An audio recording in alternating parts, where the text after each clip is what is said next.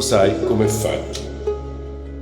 Quando mia madre mi parlava di mio padre ci metteva poco ad arrivare al punto, sempre lo stesso. Per affrontare qualunque faccenda con quell'uomo enigmatico, con quel cubo di Rubik sorridente e baffuto, bisognava sapere come era fatto. Io chiedevo lumi e lei mi ricacciava nelle tenebre più scure col suo perpetuo intercalare, più simile a una formula magica che a un pensiero razionale. Lo sai com'è fatto. Era evidente, d'altra parte, che non lo sapeva nemmeno lei com'era fatto, non lo sapeva nessuno, forse nemmeno Gesù bambino, quell'infallibile conoscitore dei più riposti segreti dell'anima, come mi assicuravano le moniche a scuola. Quello che avete ascoltato è un brano del nuovo romanzo di Emanuele Trevi, La voce è la sua. Il romanzo si intitola La casa del mago.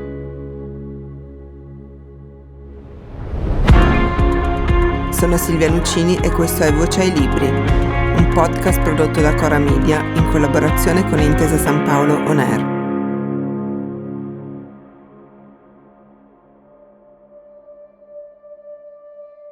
La casa del mago è lo studio in cui per tutta la sua vita il padre di Emanuele ha svolto la sua professione di psicanalista junghiano.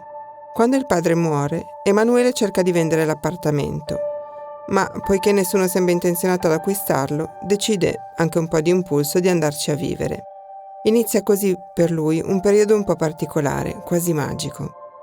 Emanuele, questo libro è prima di tutto un bellissimo ricordo di e un tributo a tuo padre che non c'è più. Il tuo ultimo romanzo, Due vite, che ricordiamo ha vinto il premio Strega nel 2021, parlava di Pia Pera e Rocco Carbone, due intellettuali tuoi amici che avevi perso.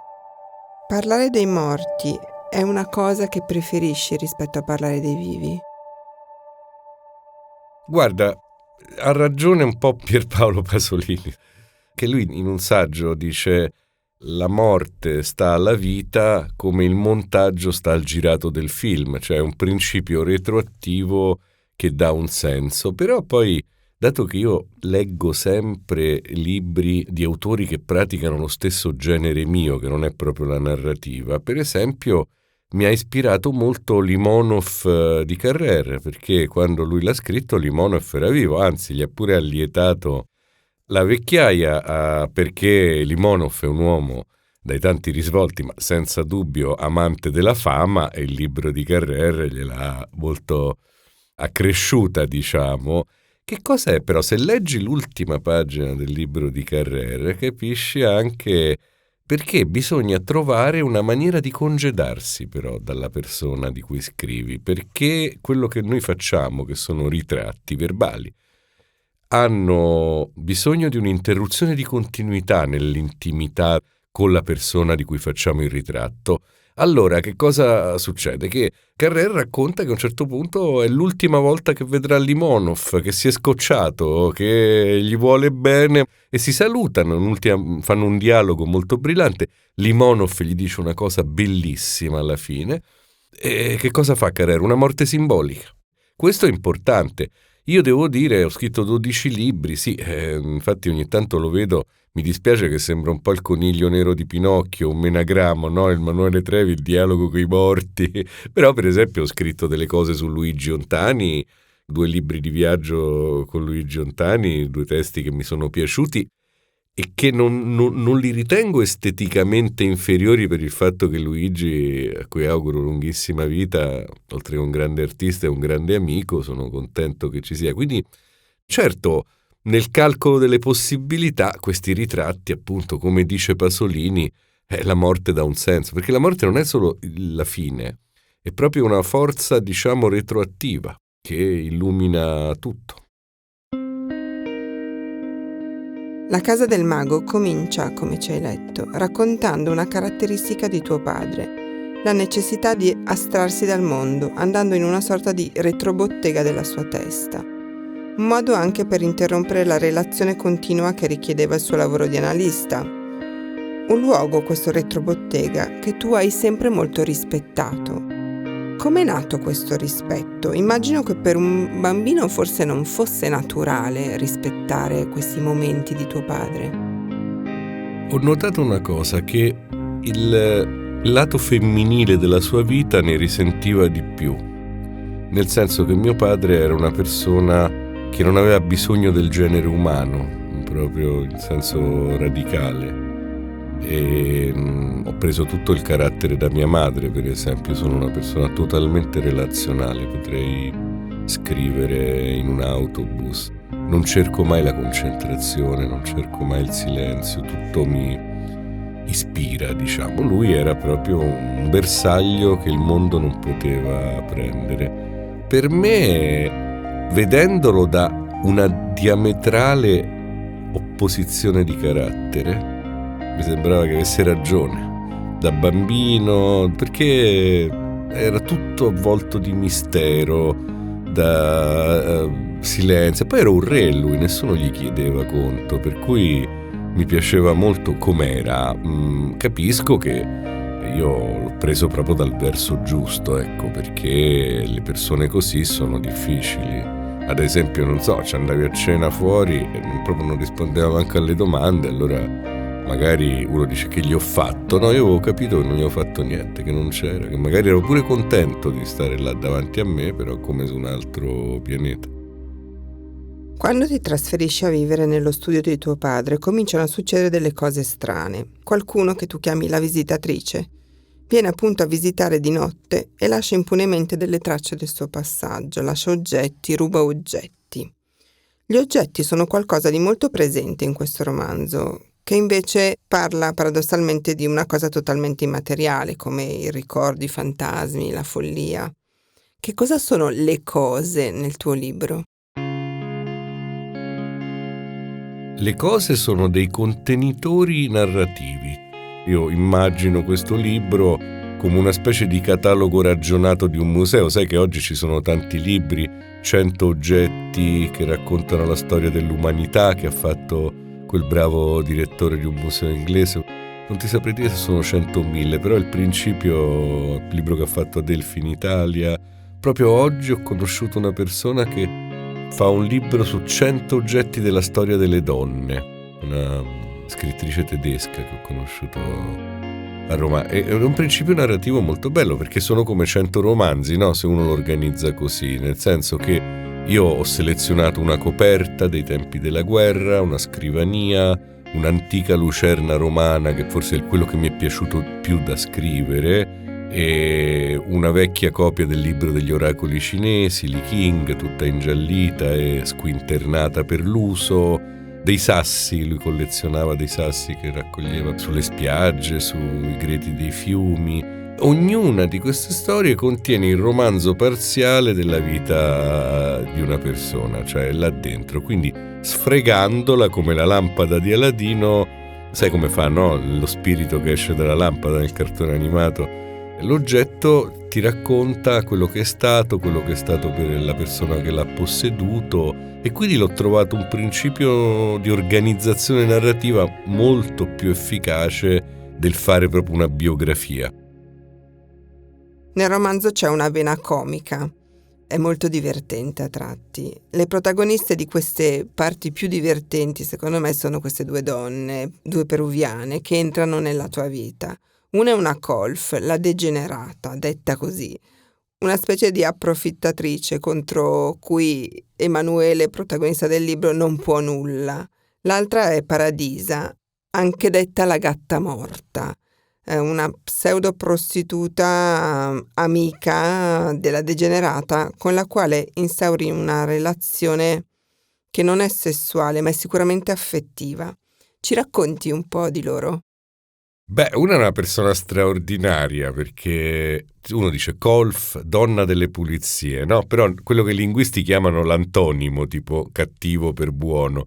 Cioè non può esistere una persona pagata per lasciarti la casa peggio di prima. Ed era proprio così, cioè proprio il passaggio era negativo per la casa, soltanto che io avevo un rapporto con questa persona strano, perché era una persona di per sé odiosa che io non riuscivo a licenziare, che poi mi dava consigli sulla vita, mi diceva sei sempre solo, gli uomini sono fatti per godersi la vita, pensava che ero ricchissimo perché magari vedeva su Google. Sai che noi spesso passiamo per persone ricchissime facendo lavori per giornali o per libri miserabili. dice che dove ti metti quei soldi, perché non hai una donna. A un certo punto lei aveva questa cugina, sì, che era o è ancora insomma, una donna molto bella, faceva la prostituta, insomma, come dire, e insomma me l'ha proprio proposta come compagnia. Io sono una persona poi abbastanza, certe volte mi dico ma cosa pensa di me la gente che legge i libri, però avendo una certa, diciamo, amoralità di fondo, ma era stata anche una relazione sessuale, diciamo, perché poi facevo delle cose, immaginavo che se era una prostituta la pagavo dopo che stava a casa mia una notte.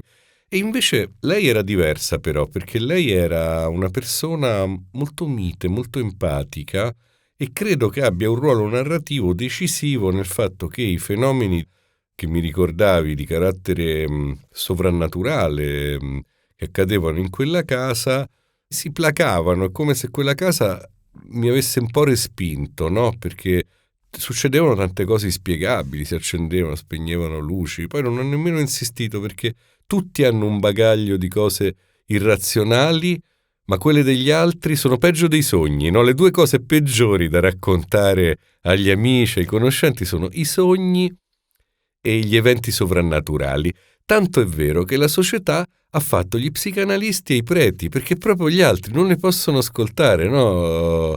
Queste cose, perché ognuno ce l'ha, ma quelle degli altri non valgono niente. Quindi io non ho nemmeno insistito, ma capitavano cose inspiegabili. Ecco, Paradisa, che è il vero nome di questa persona, andrai a frugare una volta senza sapere se era un nome d'arte o no, mi dava l'idea di ammansire con la sua tranquillità. La chiamo la gatta morta nel libro perché era una persona che aveva sempre la capacità di mettersi comoda, cioè seduta nel luogo più comodo, sdraiata nella maniera più comoda, aveva questo innato rapporto tra il suo corpo e il mondo che era perfetto, come quello di una persona che cerca sempre un bersaglio, no? E lì scaricare la sua gravità, il suo peso. E questa è una cosa che mi piaceva tantissimo.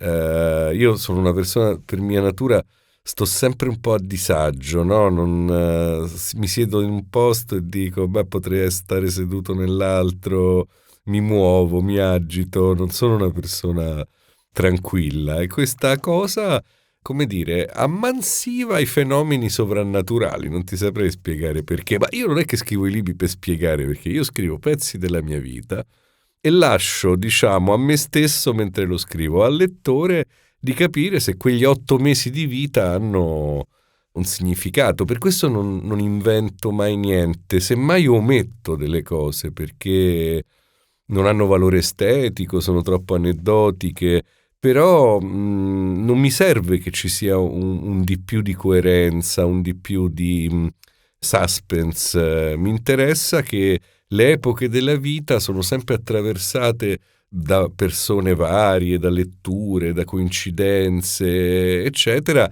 che formano un disegno. Tuo padre aveva una passione, lucidare i sassi, lo dicevi prima. Lo faceva con diverse grane di carta vetrata, con le quali toglieva la polvere e le trasformazioni che il tempo aveva agito su di loro. Scrivi che questa sua attività è stata per te una scuola di scrittura, ma ti ha anche insegnato altro. Che cosa? Beh, appunto, il fatto che non esistono cose belle. Nel senso, mio padre raccoglieva questi ciottoli e li trasformava con la carta vetrata in come tu puoi vedere un sasso sul fondo di una sorgente o nel letto di un fiume. Allora ti sembra un tesoro, un diamante, no? I sassi nell'acqua brillano. Portatelo a casa e dopo 2 giorni diventerà anonimo. Perché? Perché il tempo deposita su questi ciottoli una patina biancastra. Lui, togliendoli quelli, faceva come fossero sempre appunto in quest'acqua. E questo è stato un insegnamento sia per la scrittura che in realtà io parlo proprio di un insegnamento, perché non esistono parole belle. Questa è una cosa che quando io faccio i corsi di scrittura lo dico sempre ai ragazzi. Anche un'altra cosa stolta è dire che l'italiano è una lingua bella, no? O si dice no, il tedesco è brutto, ma siamo assurdo, Goethe, Hofmannsthal. Esiste, la lingua non è stata creata per la bellezza, è stata creata per la sopravvivenza dell'essere umano, che non aveva artigli, ali, pellicce, quindi solo con la lingua si è salvato. Quindi figuriamoci se il processo millenario di costruzione del linguaggio contemplava fa scrivere belle parole a Emanuele Trevi. È assurdo. L'uso le rende come i ciottoli di mio padre, assolutamente insignificanti. E quel lavoro di sfregare che per me coincide con riscrivere. In questi mesi la domanda più frequente che è stata fatta agli scrittori è: cosa pensi di intelligenza artificiale? Ti ruba il lavoro? Una volta erano i migranti, adesso sono l'intelligenza artificiale. È sempre qualcuno che ruba il lavoro in un posto dove a nessuno gli va di lavorare. Questa è la cosa più incredibile della vita umana. Allora dice: ma come pensate, tra 20 anni non esisterà più la letteratura? Io sinceramente mi è venuto da rispondere: in realtà se mi fa l'intelligenza artificiale la prima stesura, io sono contentissimo, perché per me il lavoro è costruire un telaio, ma una volta che arrivo all'ultima pagina, perché lavoro così, non ho fatto ancora niente. Poi cominci frase dopo frase a togliere, a mettere, a vedere come suona. Sai, non è solo quello che racconti, è anche il suono che è molto importante. Oggi mi dicono certe volte: ma tutte queste cose sono da scrittore ottocentesco, perché oggi il lettore non apprezza più lo stile, no? Come una volta c'era l'eccellenza dello stile, metti Gadda, Manganelli. Ma secondo me non è quello, perché non è ostentato. Cioè, la bellezza veicola immagini più efficacemente nella mente del lettore. Io non voglio passare per uno che scrive bene, per esempio. Non mi interessa. Mi interessa di utilizzare la bellezza per sveltire, per rendere più efficace il meccanismo per cui ti racconto di mio padre. Tu non l'hai mai conosciuto, in qualche maniera te lo immagini. Io credo molto nella bellezza come efficacia, e questa storia di mio padre, che è come una pazzia, perché si è lasciato dietro quintali di sassi lucidati. Di solito gli hobby sono limitati a pochi. Uno si scoccia, no? Perché dice: perché hai lucidato 1000 sassi, 2000, non so quanti sono, ce l'ho in cantina, ce l'ho a casa, di cassetti. Era un esercizio spirituale. Mi ha insegnato, al di là della scrittura, proprio il fatto che le cose le devi accudire, lucidare. La bellezza è sempre frutto di un lavoro. Come lui con la carta vetrata faceva quello, noi dobbiamo fare questo con le persone, con le parole, con gli stati d'animo. Avere, diciamo, la possibilità di far risalire le cose a una loro bellezza originaria.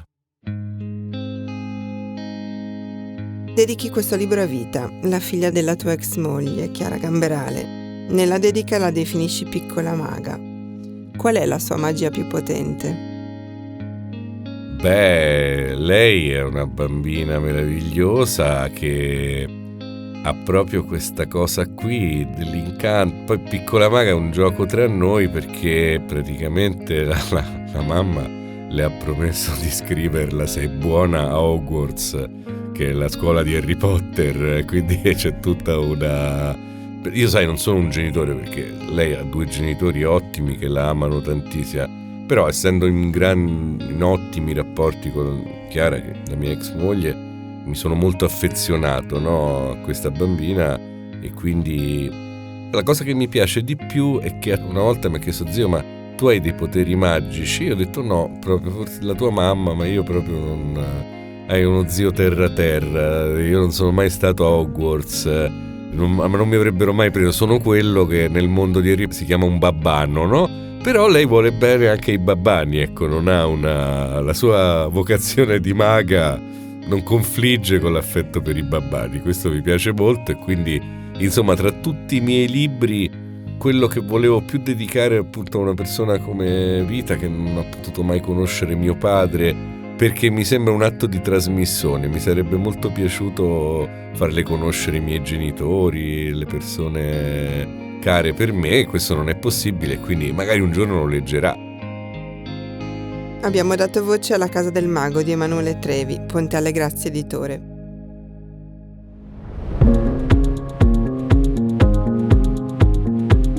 Voce ai Libri è un podcast di Cora News prodotto da Cora Media in collaborazione con Intesa San Paolo On Air. È scritto da Silvia Nuccini, la cura editoriale di Francesca Milano.